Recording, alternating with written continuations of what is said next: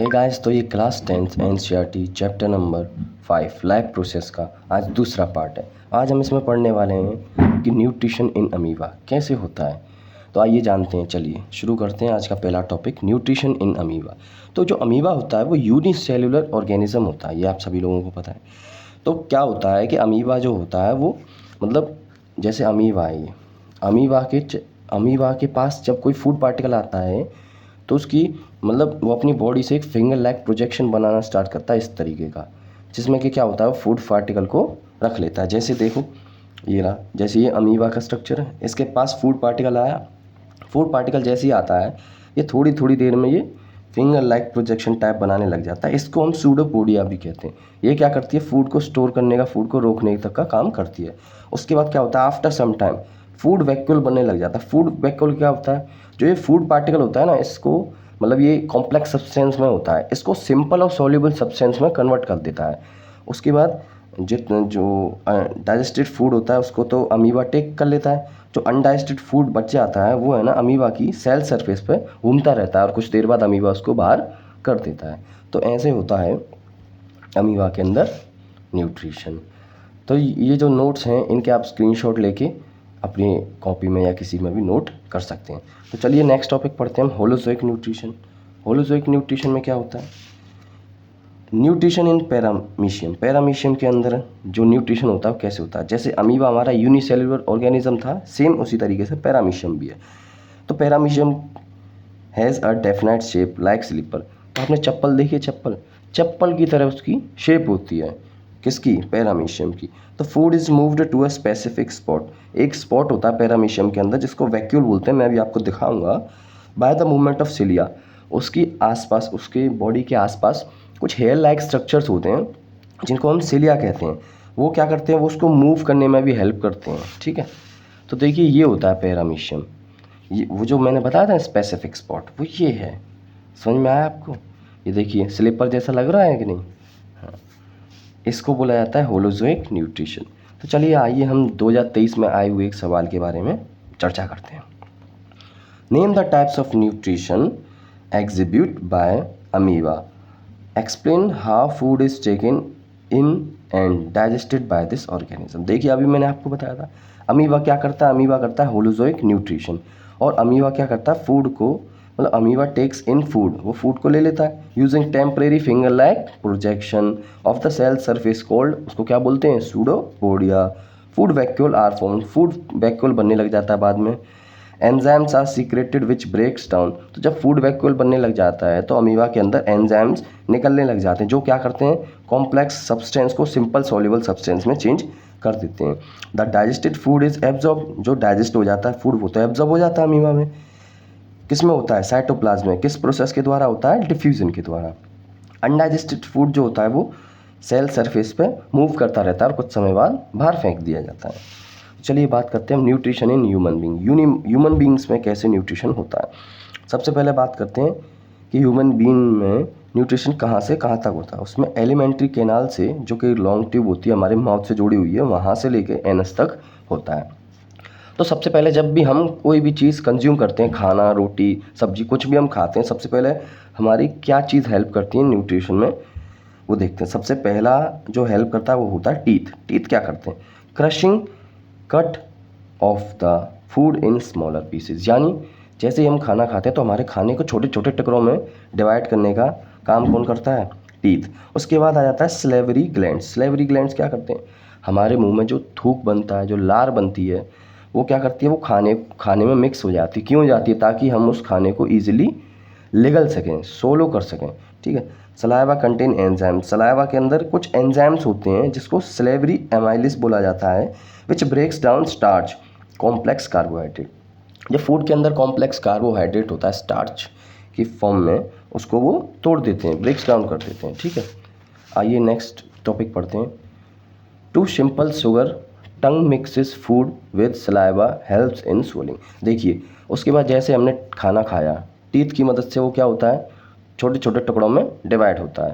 फिर उसके बाद सलेवरी ग्लैंड्स जो होते हैं, जो सलाइवा अपने निकालते हैं, वो सलाइवा फूड में जाके मिक्स होता है। अब मिक्स अपने आप तो होगा नहीं, तो जो हमारी टंग है ना, वो मिक्स मतलब फूड और सलाइवा को मिक्स कराने का काम करती है। और जब वो मिक्स हो जाता है तो वो ईजिली सोलो हो जाता है, ठीक है। उसके बाद बात करते हैं ऊइसोफेगस की। ऊइसोफेगस क्या होता है? ऊइसोफेगस वही होता है जो हमारी माउथ से जुड़ा हुआ होता है, जिसको फूड पाइप बोलते हैं। उसी से क्या नाम है, फूड अंदर जाता है। तो अब बोलते हैं पेरिस्टाल्टिक मूवमेंट। इस फूड पाइप के अंदर पेरिस्टाल्टिक मूवमेंट होता है। उसमें क्या होता है? Contraction and expansion of food pipe push food into the stomach, regulate movement of food to stomach.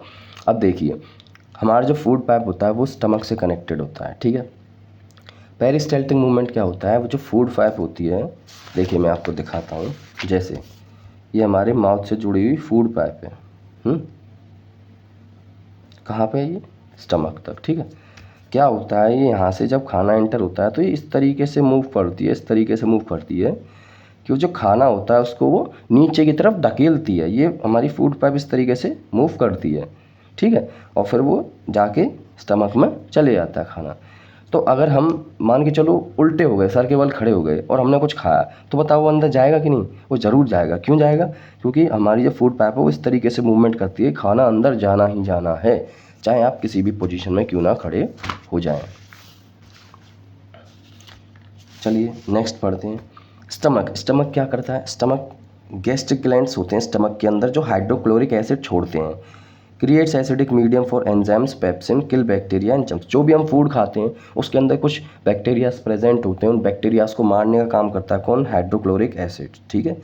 उसके बाद कुछ एंजाइम्स और निकलते हैं, जिसको पहला एंजाइम है पेप्सिन। पेप्सिन क्या करता है? प्रोटीन डाइजेस्टिक एंजाइम, यानी जो प्रोटीन होता है जो भी हम फूड खाते हैं उसके अंदर उस प्रोटीन को डाइजेस्ट करने का काम कौन करता है? पेप्सिन। सेकंड आ जाता है कि म्यूकस क्या होता है? म्यूकस होता है एक प्रोटीन की लाइन होती है जो स्टमक के चारों तरफ अंदर की साइड होती है। क्यों होती है? उससे है ना जो एसिड प्रोड्यूस होता है उससे हमारा स्टमक बचा रहता है, to protect our stomach from HCl। उसके बाद बात करते हैं लीवर। लीवर का काम क्या होता है? Liver secretes bile juice which is stored in form of in gall bladder. Gall bladder के अंदर बाइल जूस होता है, तो लीवर क्या करता है? उस बाइल जूस को सीक्रेट करता है, छोड़ता है। Makes acidic food coming from stomach alkaline. तो जो एसिडिक, देखो स्टमक के अंदर क्या होता है? स्टमक के अंदर HCl एसिड होता है, जो एसिडिक फूड बाहर निकल के आता है उसको वो एल्कलाइन बनाता है, ठीक है। उसके बाद बात करते हैं इमल्सिफिकेशन ऑफ फैट्स, यानी breaking down of fats into smaller globules. तो जो लिवर होता है उसका एक काम और होता है कि जो फैट्स आता है उसको ब्रेक डाउन कर देता है अलग अलग छोटे छोटे टुकड़ों में। उसके बाद बात करते हैं अब हम बात करते हैं पैनक्रियाज की। Pancreas secret pancreatic juice. जो पैनक्रियाज होता है वो पैनक्रियाटिक जूस निकालता है। उसमें दो टाइप के एंजाइम होते हैं, लाइपेज और ट्राइप्सिन। तो ट्राइप्सिन क्या करता है?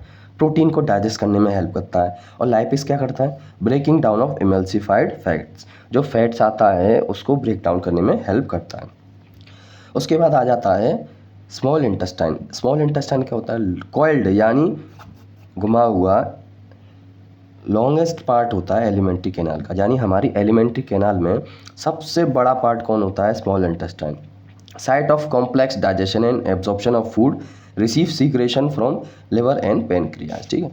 उसके बाद पढ़ लेते हैं वाइली क्या होता है? Lots of finger like projection present on inner lining of small intestine. जो स्मॉल इंटेस्टाइन होती है उसके अंदर millions of small finger like projection होते हैं जो फिंगर की तरह लगते हैं, उन्हें क्या बोलते हैं? विलिया।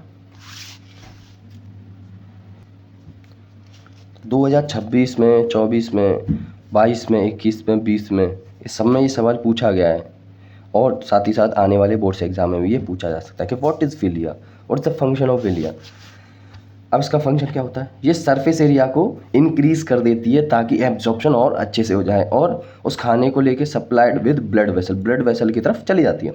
Hence digested food is absorbed and taken to all the cells of the body, ताकि जो डाइजेस्टेड फूड होता है उस पूरी बॉडी में जितने भी सेल प्रेजेंट हैं उन सभी में जाके पहुंच जाए।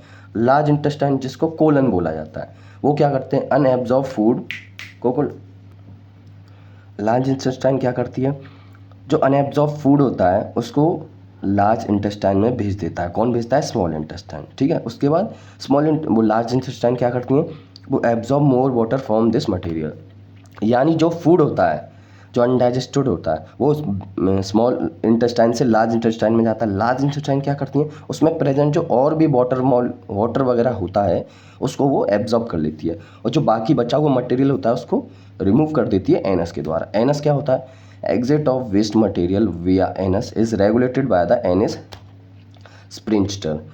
यानी एनस क्या होता है, लास्ट स्टेप होता है। किस चीज़ का लास्ट स्टेप होता है, आपके न्यूट्रिशन का, ह्यूमन बींग्स वाले का।